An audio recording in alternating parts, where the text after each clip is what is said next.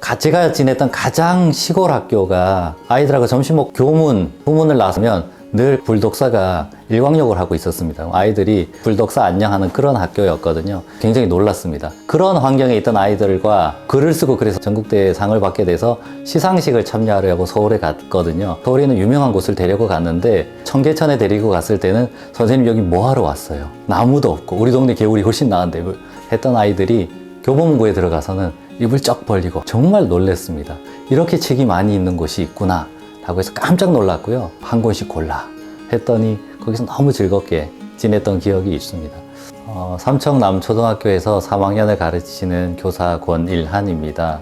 전교생 49명 이름 다 알고 그 아이들하고 책 읽고 즐겁게 지내고 있는 교사입니다. 책 읽는 사람들의 꿈이지 않습니까? 자기 서재를 갖는 것. 제가 아이들하고 이렇게 교실을 지내면서 원하는 게 평안하게 좀 사랑하면서 지내자. 책이 있는 뜰. 그래서 그 낱말들을 조합해서 책들 안에 라는 이름으로 서재를 만들게 됐습니다.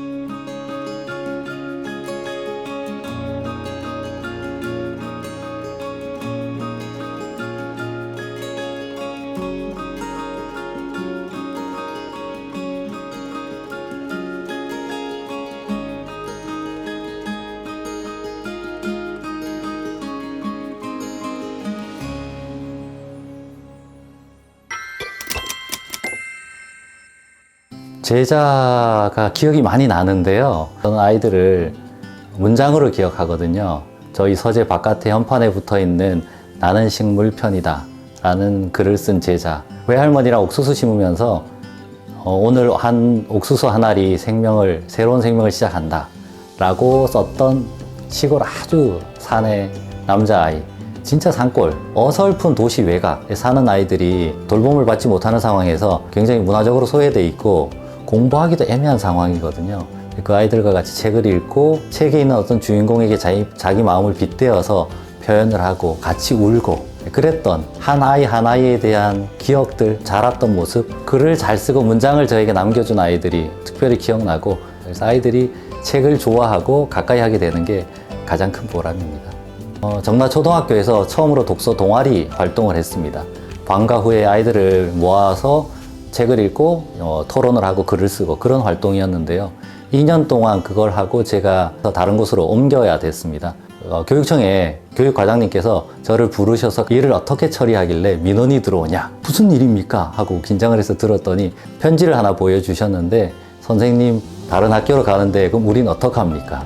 책을 계속 읽어야 되는데 어떻게 하란 말입니까? 선생님 다른 학교로 보내지 마세요. 라고 편지를 썼고 당황했다가 너무 이제 뿌듯하고 그래서 이 아이들하고 뭔가를 계속 해야겠구나 라는 생각이 있었고요. 그 아이들을 불렀습니다. 선생님이 다른 학교로 가는데 대신 독서 모임을 만들겠다. 독서 토론반을 만들어서 활동을 했습니다. 초등학교에서 만났던 아이가 고등학생이 돼서 졸업할 때까지 10년 동안 계속 토론 활동을 했고 아이들과 있었던 일을 그 아이들이 쓴 글, 이야기 이런 걸 모아서 책으로 냈던 적이 있습니다.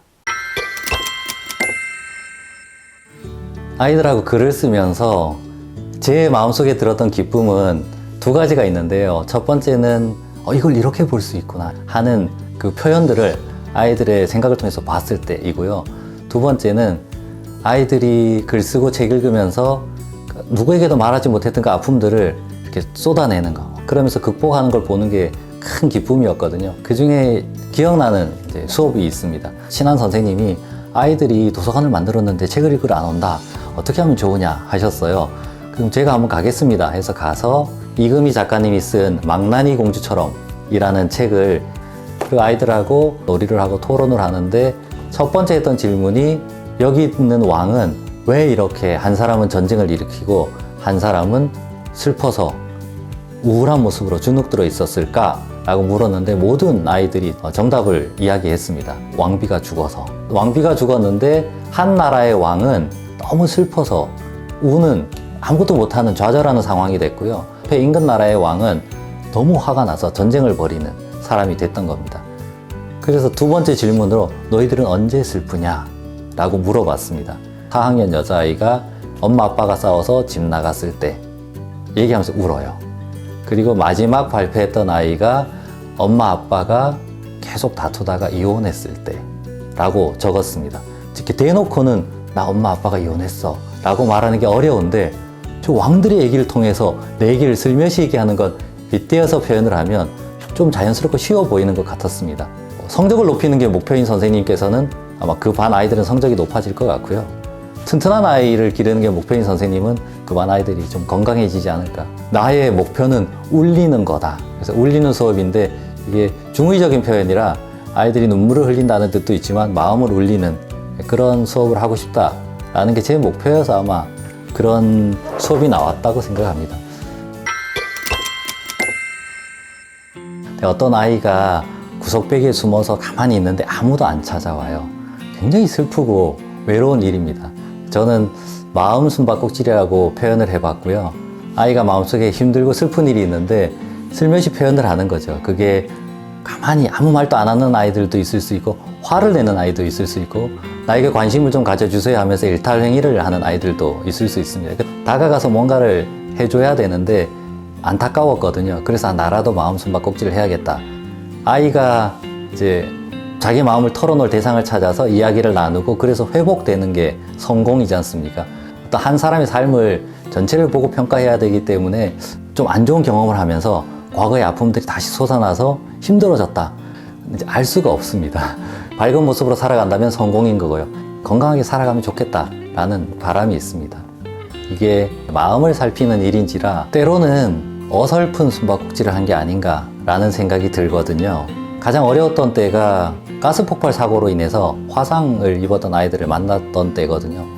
그 아이들하고 글도 쓰고 거의 아빠처럼 이제 걔들을 돌봤는데 그때 너무 아이들이 상처가 커서 저도 견디기 어려워서 집에 오면 계속 글을 썼습니다. 힘든 날은 막 글을 썼거든요. 저는 이제 그게 힘든 거를 해소하는 방법이었습니다.